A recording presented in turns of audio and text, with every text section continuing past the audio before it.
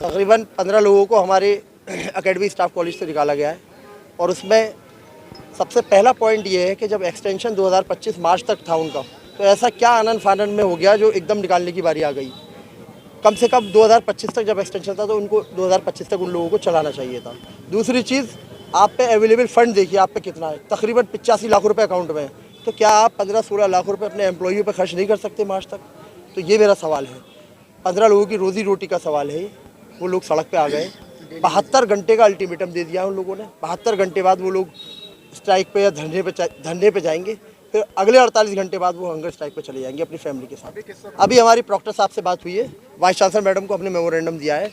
Daily Vaser की तकलीफ़ें, दर्द उनका हमने बताया है कि कितनी तकलीफ़ में है डेली वेजर यहाँ का।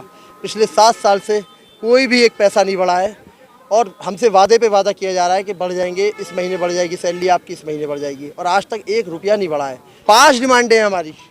पहली डिमांड जो थी हमारी डेली वेजर की वेतन की सैलरी को लेकर थी। दूसरी डिमांड हमारी 15 जो डेली वेजर निकाले गए उनकी है, वो 72 घंटे में धरने पे चले जाएंगे अगर उनको रिस्टोर नहीं किया गया। तीसरी डिमांड जो थी हमारी, जो डेली वेजर की MAS की बुक है उसमें सिर्फ एक आदमी को लिया जाता है डेली वेजर को। अब अगर घर का दूसरा सदस्य बीमार हो जाता है या उसकी ज़्यादा तबीयत ख़राब हो जाती है तो मैं ये चाहता हूँ, मुक़द्दमाना दरख्वास्त है फिर मेरी वाइस चांसलर मैडम से कम पूरा कवर हो फैमिली उसकी डेली वेजर की भी, वो भी एक इंसान है। क्योंकि ये चौथा पॉइंट हमारा था कि सीनियरिटी लिस्ट के हिसाब से जो पहले एज यूजुअल चल रहा था हमारा डेली वेजर का, आखिर वो क्यों रोका गया। या 5वां पॉइंट हमारे मरहूम नदीम भाई जिनका भी इंतकाल हुआ है शॉटगन से, और वो लापरवाही हुई, कैंपस में लापरवाही है कि बाहर के तत्व आ रहे हैं। कोई मैकेनिज्म नहीं है इस तरीके का कि बाहर के लोगों को रोका जा सके। हमारे नदीम भाई रुखसत कर गए हमारे बीच में से।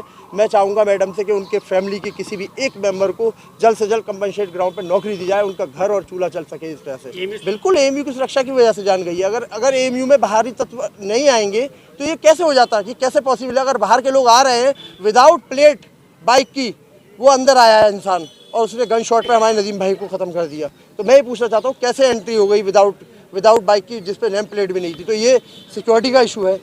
मैं एकेडमिक स्टाफ कॉलेज में लास्ट 6 ईयर से वहाँ पे working as a daily wager clerical पे काम कर रहा था, और इन्होंने सडनली जो है एक हमें जो है ऑर्डर पास कर दिया डिसकंटिन्यू सैलरी का। ये 19 तारीख में हमको जो है डिसकंटिन्यू सैलरी का एक जो है नोटिस हमें देते हैं, जबकि आपको लगभग 3 मंथ पहले आपको एक हमें नोटिस देना था, उसके बाद आपको ये देना था।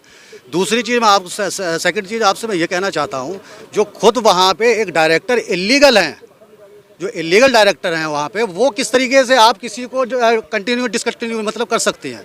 आपके वहाँ के UGC के लिए, आपको प्रोफेसर के लिए आपको डायरेक्टरशिप पे होना चाहिए।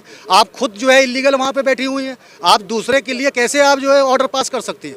उसके लिए आपको एक फाइनेंस से रिपोर्ट मंगानी चाहिए थी, फाइनेंस ऑफिस के थ्रू।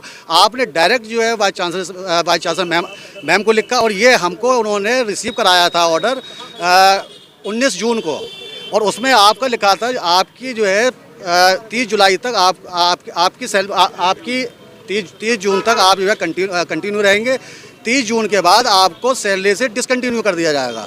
पहले अगर कोई काम होना चाहिए था तो वो आपको डायरेक्टरशिप से आपको खुद रिज़ाइन दे देना चाहिए था। अगर ऐसा क्राइसिस आया था, अगर नो अवेलेबल फंड था, तो आपको उसी टाइम डायरेक्टरशिप से रिज़ाइन दे देना चाहिए था।